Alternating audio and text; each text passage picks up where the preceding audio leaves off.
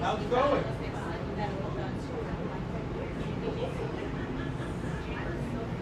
Okay, guess I'm getting all done. They do. They schedule us when we leave the year prior. So I know they're doing Well, the meeting's just for parents, right? Yeah. The kids are welcome to be here, but it's going to be mostly here for the parents. Yeah, you don't need to be here. Yeah. I mean, if it fills up, then we'll reassess. Oh, he did? I might actually. You want to try your part? Yep. So do you want to jump in? I mean, it's up to you. Yeah. Oh, yeah. Oh, did you see my wife? All right, guys, we're going to go ahead and get started. Appreciate you all being here tonight, and don't intend to take a lot of your time, but there's just a few things that universally within the senior select groups I want to share with you in hopes that we can keep everybody on the same page, but also hopefully educate you a little bit about the process your kids are going to go through this year, and maybe they've already gone through some of this as well. But biggest thing I want to kind of focus on is the progression of your swimmers as an age group swimmer to now what we call a senior level swimmer. Okay? And what that means and what the changes are with their training that happens, and also with their bodies and minds and everything else that go along with that. So we'll talk a little bit about the training basics with that, some high school swimming implications and how that connects to what we're doing here with aquatic swimming. And we'll also hit on some college swimming stuff. I know you guys have kids that are sophomores and above, and a lot of you guys are starting to think about what's next and what the opportunities are out there. So senior swimming, what does it mean? It's USA Swimming divides itself into two different categories. There's age group swimming, which is when kids are swimming against ages that are similar to themselves. So you know, a lot of it with summer league and whatnot, you've got an 8 and under group, you've got a 9 and 10-year-old group, you've got an 11 and 12-year-old group, 13, 14-year-old group, and sometimes there's a 15, 16, or 15 and over. Senior level swimming is kind of considered that 15 and over, but it also goes down to 13 years old, and if kids qualify at 12 years old, it can be considered a senior swimmer as well. So what it really means is that senior swimming is everybody. Okay, and there could be a 13-year-old that's going to be competing with a 23-year-old in the same competition. So it's a much larger pool, and there's also that transition of understanding when you're 15 years old competing against an 18-year-old, especially for boys, there's a big difference in size, there's a big difference in maturity, there's a big difference in their background that they're going to be competing with. Okay, and that could be a big transition for a 13 and 14-year-old going into a senior level competition and realizing, oh my gosh, I've got a long way to go. It's going to be a 4-year ride here to get myself back to the top of my age group, so to speak.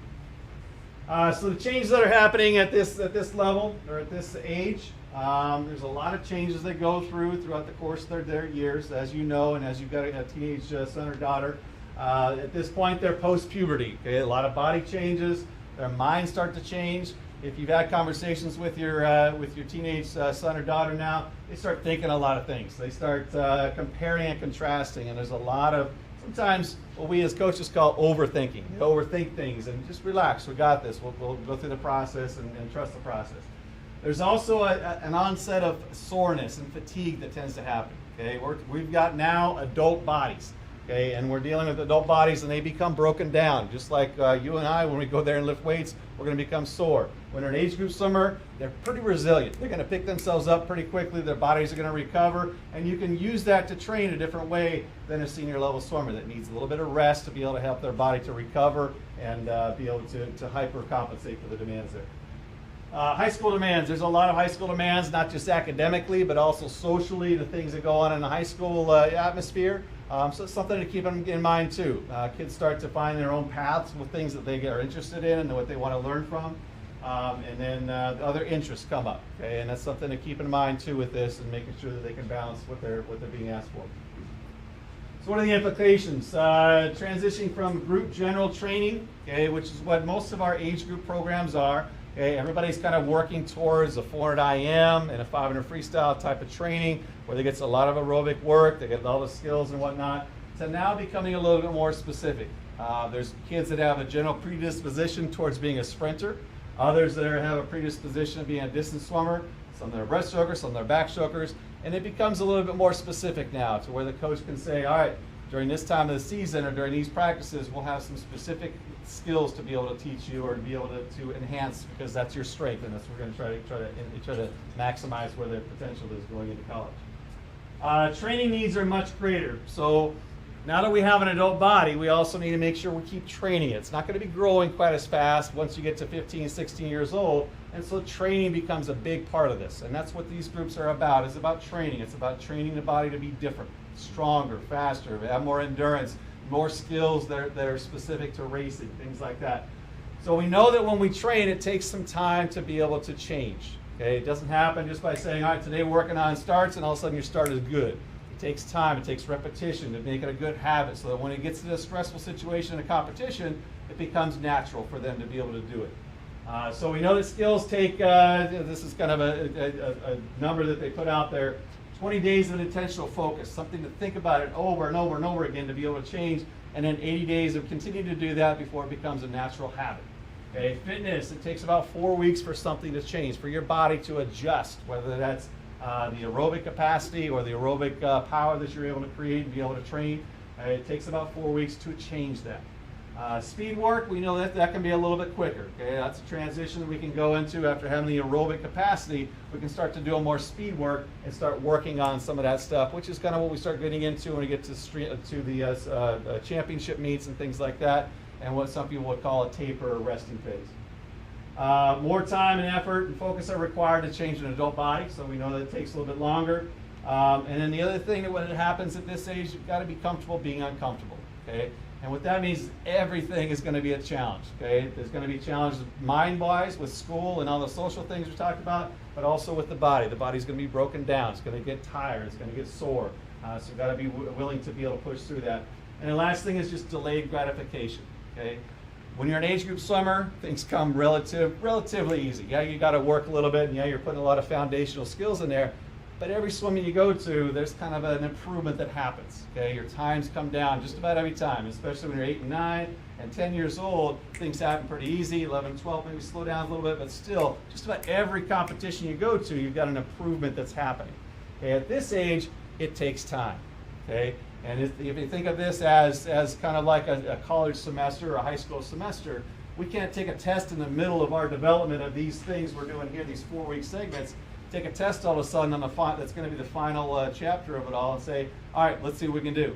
Okay, we've got to do the whole season, the whole time frame, which is going from now. For most people, it's going to be going from now until December, when we get a time to be able to test out everything you've done training-wise.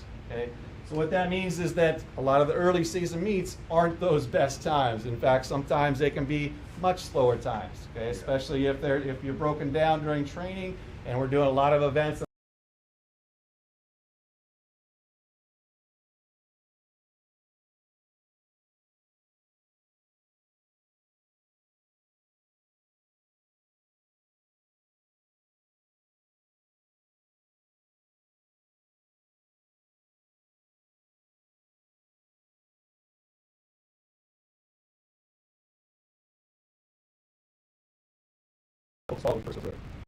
See programs are constantly offer comprehensive training opportunity for kids to maximize their swimming potential through high school. There's no shortcuts. It does take work. There's no way to get around the work that you have to put in, the time it takes you to get better. There's going to be setbacks and failures to work through. There's a season-long approach that needs to be made, especially at this level. When we're trying to help the kids become the best they can possibly be within a short period of time, a season, okay, which right now we're talking about now to December, there's got to be an expectation to be there, to be present, to be at all those practices, so that approach of progressing can happen. And that adaptation, the improvement over the long run, but again, that short term, it's going to feel like they're broken down. It's going to feel like they're a little bit tired. So there's 4 basic things that we're training as we go through our training regimen. And first one is neurons, and all 4 of them require some stress. Okay, which when we're talking about teenagers, we've got a lot of stress already. We've got schoolwork, we've got social, we've got all the things outside of school. And that's a lot of stress, and we're adding physical stress, and in some ways mental stress to that table, okay? And for them to be able to process that and understand that stress is okay, but you got to learn how to adapt to it, and you got to allow your body to adapt to it in order to get stronger. So we know that neurons develop through repetition stress. Neural pathways get created, but to change that, you've got to be able to do it over and over again. We talked about those habits. You've got to change those neural pathways so that you're doing the right technique. Cardiovascular system develops by stress. The muscle gets stronger. The body builds more and easier ways to be able to transport oxygen and energy and all that to the muscles. Muscles will develop by stress. The muscle fibers will break down, and then they'll build themselves up. And then pH buffers will develop by stress as well, by raising the acidity or raising the pH in your body.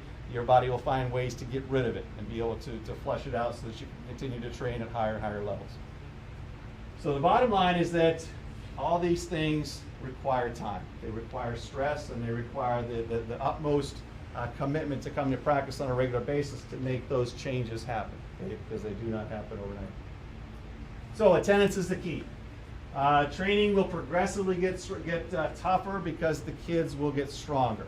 Okay, if you miss too much, you're going to fall off the track that the group is on. Okay, starting off these last couple of weeks here, relatively easy. Probably not doing much more than about 3,000 yards, and you're just building up some of the little muscles that haven't been used a whole lot, building up some of the aerobic capacity, building up the strength. That's only going to get more stressful. Okay, and there's a prescribed method that the coaches have to be able to build it up slowly. It's not going to go from 5,000 one day to 10,000 the next day. It's going to slowly progress. And in order to make sure your body can adapt to that, you've got to stay on that track of attendance. You've got to make sure you're there as often as possible. Otherwise, if you miss some of that and you jump back in midstream, it can result in injury. It can result in illnesses, and also it can be a little miserable because now you're so far behind that it's hard to catch back up and get back on the tracks. Okay? So making sure that you're there for the training. The skills will become more advanced as the season goes on. Okay, and not only that, but every day there's a skill or there's something that the coaches are trying to help the kids reinforce on a regular basis. Okay, and if that day that they miss, every single day that they miss is the same day that you're working on a certain skill, maybe it starts, maybe it's turns, maybe it's the underwater dolphin kicks, maybe it's freestyle. If you miss that, it's difficult to build the skills up.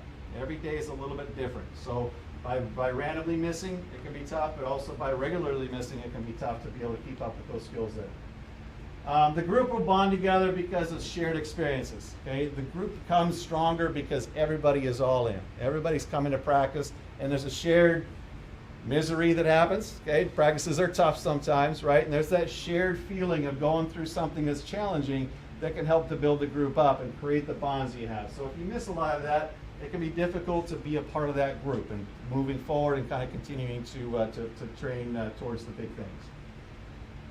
So we talked a little bit about this yesterday in the whole team meeting, but we're trying to teach the kids life lessons, adult lessons, things that they're going to be able to utilize and be able to use as they become more adult-like and as they make bigger, more important decisions. So they're going to be graduating high school soon.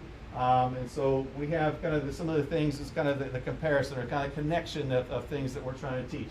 Attendance requirements, it helps them be committed. And we want them to be committed to whatever they're going into next, their college experience, their work experience, or whatever that is. Work requirements, okay, being able to work hard and practice. Okay? We want them to go into their next phase of their life and have that work ethic and say, yep, I'm willing to work hard and do whatever it takes to help myself be successful.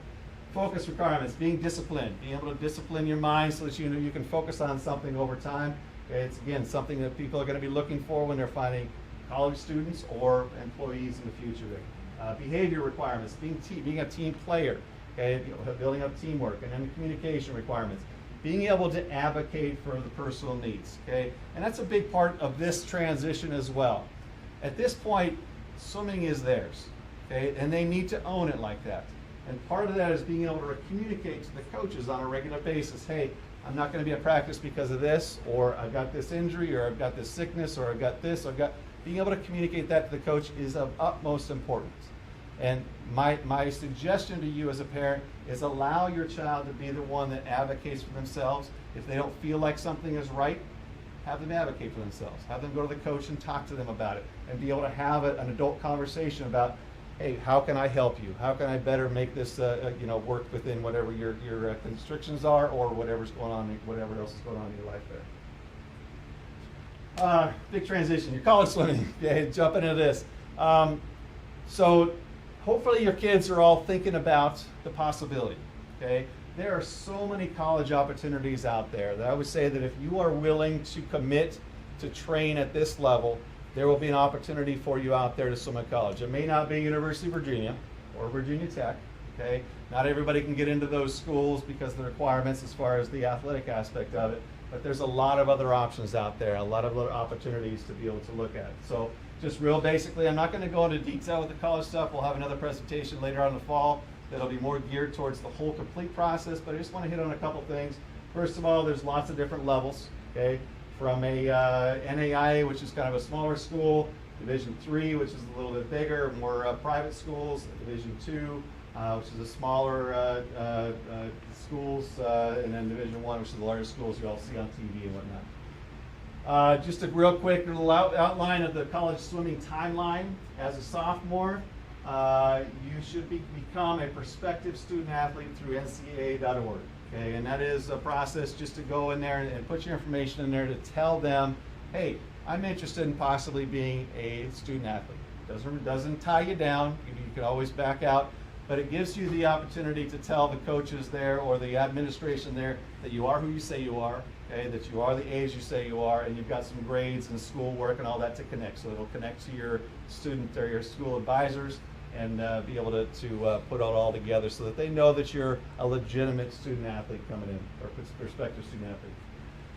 At the sophomore year, start to do the research process, and I know it can seem a long time away, but when you become a senior, it becomes a little chaotic. Okay, is that now it's like, oh my gosh, everybody's asking me what I'm doing next year, and I got no idea what I'm doing next month. So get them start at least thinking ahead, thinking about what's next out there.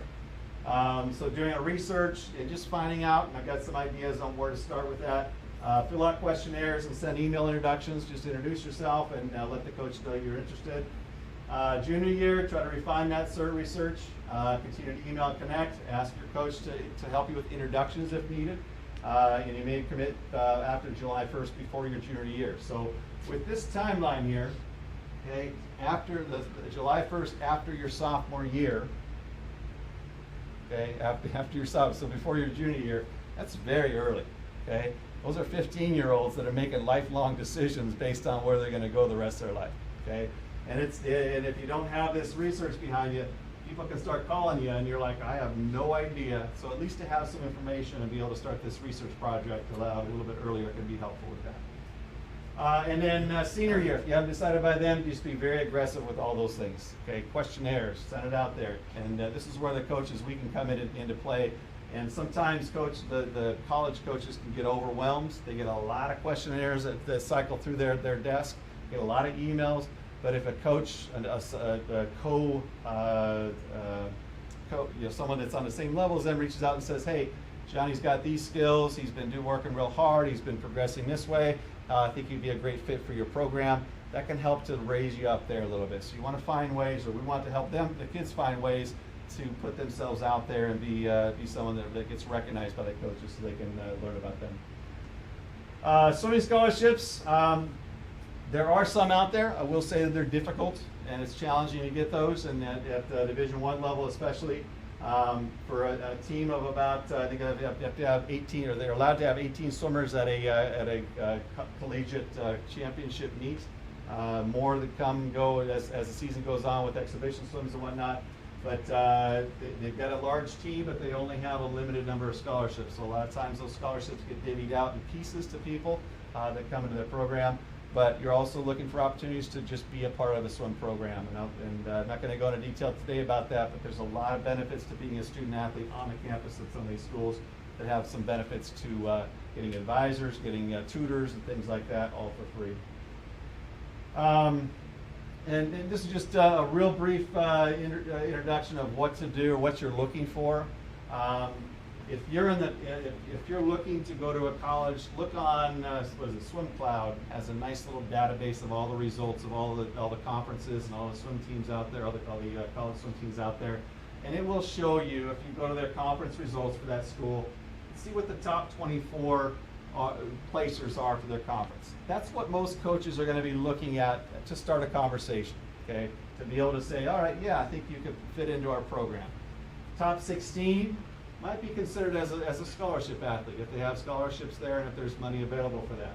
And then top 8 in the conference is going to be someone, or top 1 on their team is going to be someone they're going to pursue and they're going to push and they're going to probably be instigating a lot of phone calls to you. But if you're not within the top 32 of the conference and in at least a couple of events, it's going to be difficult to get your foot in the door. So just keep that in mind as you're looking for some of those schools, but keep it in reality of where you are right then. Other things here, limitations that you can't control, roster size, they can only take a certain number of kids. So once they reach that maximum, it could be your perfect school and fits you exactly right. Unfortunately, this don't have a place for you, okay? Roster makeup, they may have 16, 50 freestylers already. They can't add another one into there because they got to fill all the positions. So there's some limitations with every school, and it really does kind of cycle through. Sometimes a school is a great fit, other years it might not be a great fit because of the kids that are coming and going within the program there. Multi-athlete or multi-event athletes are easier to find positions. Colleges are going to look for about 3 events, sometimes 4 events that you're going to be able to contribute to them. And those college coaches, their lives and their jobs depend on being successful at their conference meetings. So they're going to look for people that can score at those meets. Again, don't wait if you're a junior to start the process. If you're a sophomore, you need to start doing some research at least. And also don't forget, you got to have good grades, you got to train hard, you got to compete. And you're setting a resume not just in your school stuff that you do, and not just in your results, but also with your coach, okay? And this is where the connection of being here and learning all these things that we're trying to teach helps us to put a nice little reference letter or recommendation for you when you graduate high school, okay? And that's what we're working towards. We want you to hit all these check marks so we can write a nice little recommendation and say, this kid would be exceptional for you. Great attitude, he's a leader, they're showing up to practice every day, they're doing all the things that check the boxes for being a college athlete. And then the other things to keep in mind, this process can be discouraging, okay? A lot of kids have been successful in their swimming in our bubble here, whether it's in Prince William County or out in the outside areas of that. There's a lot of swimming, a lot of fast swimming around this country, and not only that, but also internationally that colleges are bringing kids in from. So it can be a discouraging process because your perfect school may not have a spot for you, or you may not be eligible at that time for it. And then again, we'll offer a little deeper conversation later on that. High school swimming, just a couple notes on this, and your coaches will talk to you a little bit more in detail about this, but year-round athlete should manage their schedule within high school swimming. If this is your first year of high school swimming, maybe most of you guys probably your second year, the idea is our coaches have a year-long plan, okay? They have a plan that's going to go you through to December, and the next one goes through March, and then the next one goes through the summer. And the high school season just happens to overlap a lot of that stuff, okay? And so what we are asking is that you maintain your practices here so you can stay on that trajectory, okay? What they offer in most high school practices is a very crowded pool with a lot of swimmers trying to do a lot of different little things, from kids that are just now learning how to swim to kids that are coming in just to get an extra practice in that are at your kids' level right now. So we want you to maintain the quality practices that you've been progressing through the season, so come into those. Certainly compete with both. Okay, the positive aspect of college or high school swimming is that you get recognition, right? It's awesome. You get recognized by your high school peers, you get recognized by the staff in your school, you get recognized in the papers and all that kind of stuff, or not in papers anymore, in social media. And that's all good. We want that, okay? That's a connection to all the hard work that you've done here. But don't sacrifice the practice time for swim meets, because here's how this generally works, okay? Once January comes around, you've got a swim meet on Friday night, you've got a swim meet on Saturday, okay? If we've got practices Monday through Saturday, now you're missing 2 out of every 6 practices, okay? That's a lot that you're missing out on, okay? So unless those meets are a focus meet, try to stay on that track. Try to stay on that consistent training mode, and realize too that long-term gratification does take some time, okay? Sometimes that means going to some of the high school meets and just saying, hey, I'm working hard in practice, I'm doing everything here. May not have the perfect results here, but I'm going to get out there and compete. That's what we promote kids to do, is get out there, compete, and respect what's going on. So consider the long-term results. Don't get caught up in the short-term temptations. And again, it could be the temptation of, well, I don't want to go to practice on Friday because it's going to make me tired for Saturday, and I don't want to go to practice on Saturday because I was up late on Friday, and it just kind of starts to perpetuate itself, and your mind starts to cut corners, and that makes you fall off those tracks too. And again, that's when those injuries and illnesses can happen. And then the other thing is communicate with your coaches, your aqua swimming coaches. Let them know where you want to shoot for. What do you want to peak for in high school swimming season? Okay, and we want high school swimming to be a big deal. We want that to be exciting for you. We want to prepare the kids to be able to perform well there. But we can't do it every single dual meet, okay, every single weekend to say, and we also can't do it, hey, this weekend I want to swim fast. Can you make that happen? Like that. That doesn't happen that way, okay? But if we know, okay, that this day, maybe it's the district meet, you want to be ready for that. We know that 6 weeks out. Now we can start to think, okay, we're going to work real hard here. I'll give you a couple of days, couple of sessions off, or give you back it off a little bit, so you've got the ability to get some peak performances there. And your high school coach, let them know what your priorities and goals are, okay? And it doesn't mean to say, hey, I'm not coming into your practices, I'm not going to your meets.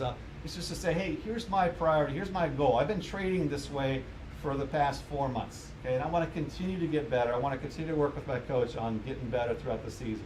So it's just communicating that so that they understand where you're coming from and what your priorities are, so that there's not a conflict later on in the season, okay? Which is what can happen if there's not that communication. All right, so how can you as parents, and I've got a lot of swimmers in here as well, but how can parents help their high school move to become more of an adult? One, set their priorities. You know, right now, early in the school year, and things are probably not too crazy yet, but start to set the priorities. And hopefully swimming is one of those priorities, okay? And if it is, then start scheduling that as a priority, okay? If you don't, then sometimes adding the other stuff becomes, I don't think, you don't know how much of a priority is something until you get to the end of the season. You're like, oh, well, man, I wish I went to those practices. I wish I did these things. But you don't want the other stuff to start coming in and taking away a little bit of the practice time, or a little bit of the opportunity to continue to grow, okay? So if this is a priority of yours, make sure that you protect it from anything that's not a priority, okay? Schoolwork is obviously number one, okay? Making sure that's protected and nothing else can affect that. And if it does, then we got to start putting things down lower on the list. Help them make a commitment. It's going to get tough. It's going to get discouraging at some points. So the practices get tough, but it's certainly help them hold to their commitment, hold to their agreement that, hey, I want to be a swimmer. I want to be able to do these things. And obviously holding them accountable to academic success, family obligations, attitude. Even though we're doing all these things here, and even though there's all sorts of other stuff going on, don't allow them to cut corners. We want them to be great in everything, okay? And so by doing these things and making sure we do everything here at practices, we're hoping to help them realize that the more they put into something, the more they're going to get out, okay? Continue to have those good attitudes, academic success, and not to fall through with the family obligations.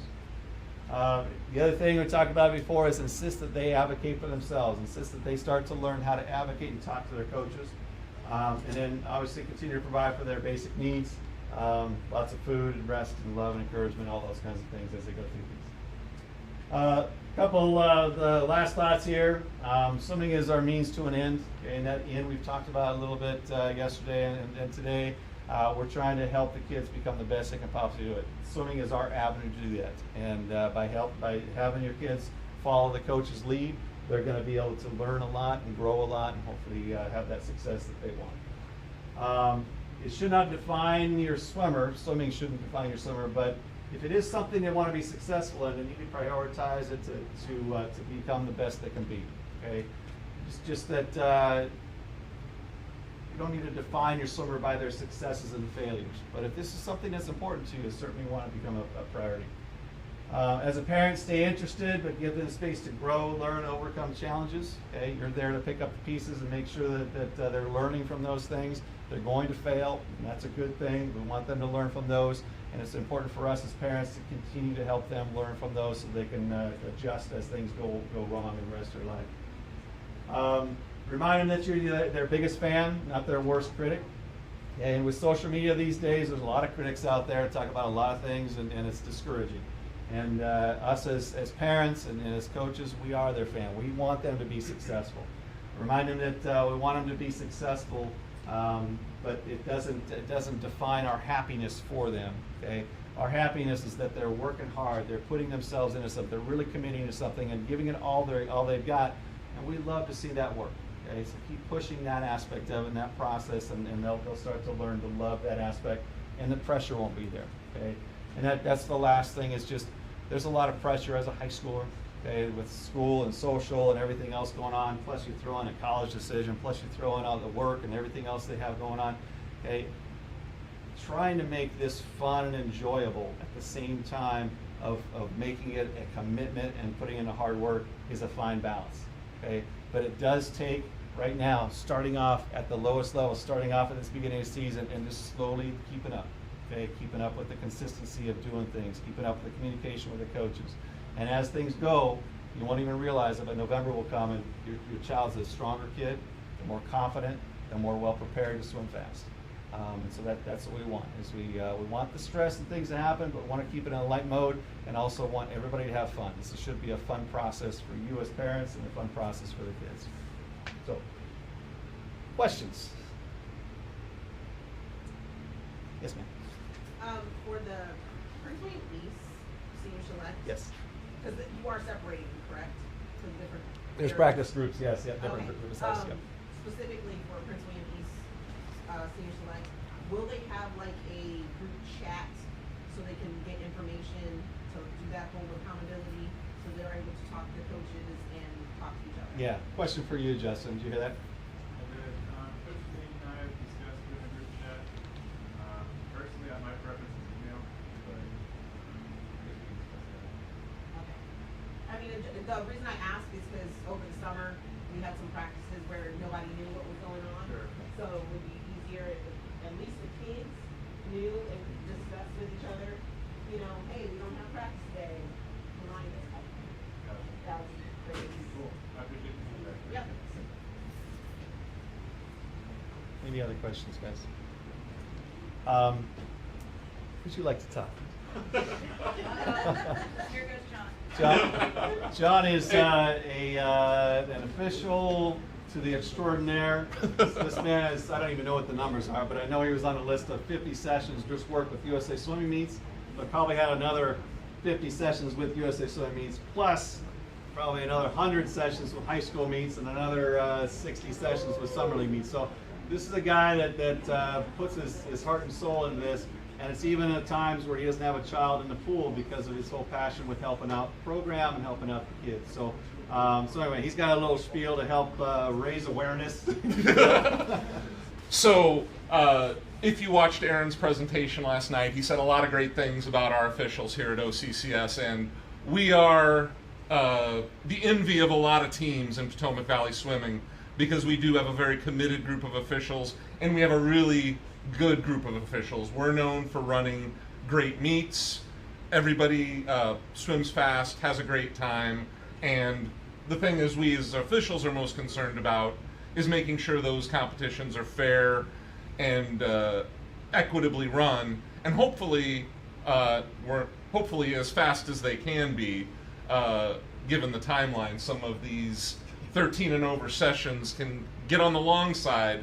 There's no 4-hour limitation anymore.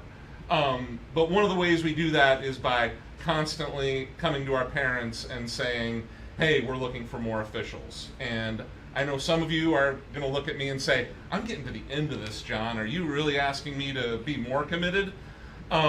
There's some good reasons for it. As Aaron noted last night, there are incentives for our officials who work 10, 15, 20 sessions.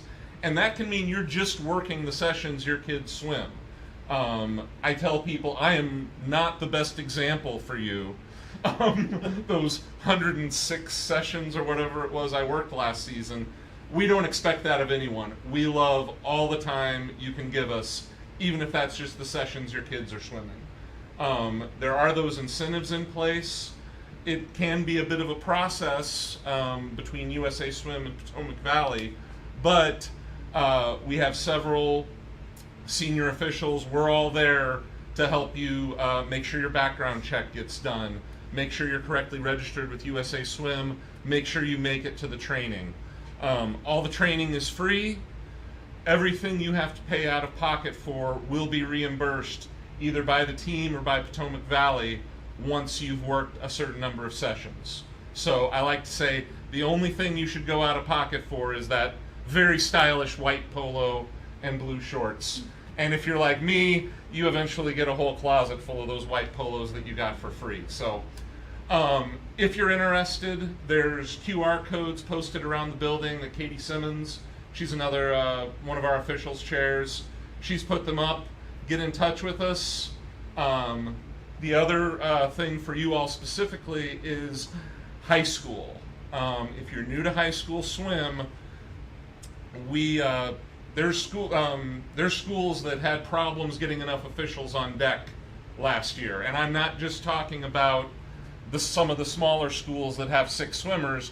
I'm talking about Battlefield had meets with 2 officials on deck. So we really have a need in Prince William County to have qualified officials on the high school deck. So this is a perfect training ground for it. You'll have experienced year-round officials. Any given weekend we may be at a meet where an official was at the Olympic trials or at the national championships this summer, and now they're out here helping our younger swimmers along to their fast times. So get in touch with us. We'd love to have you on deck with us. We do have fun on top of all that. So thank you all. Awesome. Thanks, John.